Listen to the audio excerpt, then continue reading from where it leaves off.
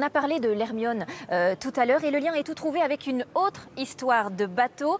Notre patrimoine est aussi maritime. Des marchandises sont toujours transportées sur l'eau et surprise parfois sur des bateaux à voile. Là, plus de contraintes énergétiques, du vin dans les voiles, j'ai bien dit du vin. C'est un reportage entre Bretagne et Aquitaine. Il est signé Alice Mortamé, Christophe Rey et Fabrice Richard.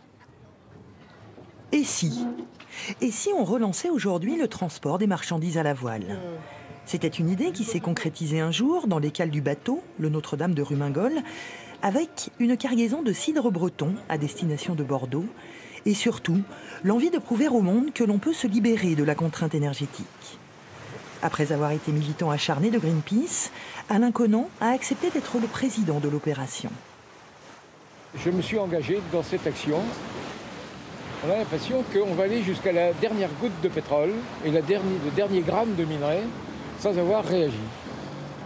Alors ça, c'est extrêmement grave. Et meilleur, une économie de marché qui est derrière, qui est extrêmement puissante et qui fait que tout le monde est obligé d'aller dans le même sens du courant. Or, ce courant-là, je ne sais pas où ça peut aller, mais ça peut aller vraiment à une catastrophe complète. Pendant des siècles, le commerce maritime était florissant entre la Bretagne et l'Aquitaine. Relancer maintenant le transport par cabotage est une idée sans doute un peu à contretemps, mais c'est le désir d'un monde plus équitable et plus respectueux de l'environnement. La viabilité économique reste à démontrer.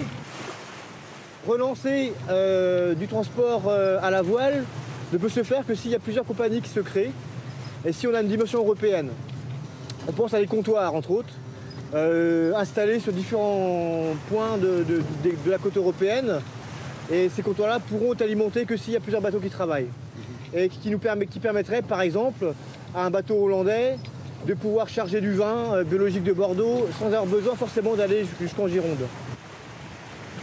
On peut parler d'utopie dans ce que nous sommes en train de faire. Bon, alors, s'il faut les vivre sans utopie, on ne ferait peut-être plus grand-chose. Le Notre-Dame de Rumingol aura mis 2 jours de navigation pour que la Bretagne débarque à Bordeaux.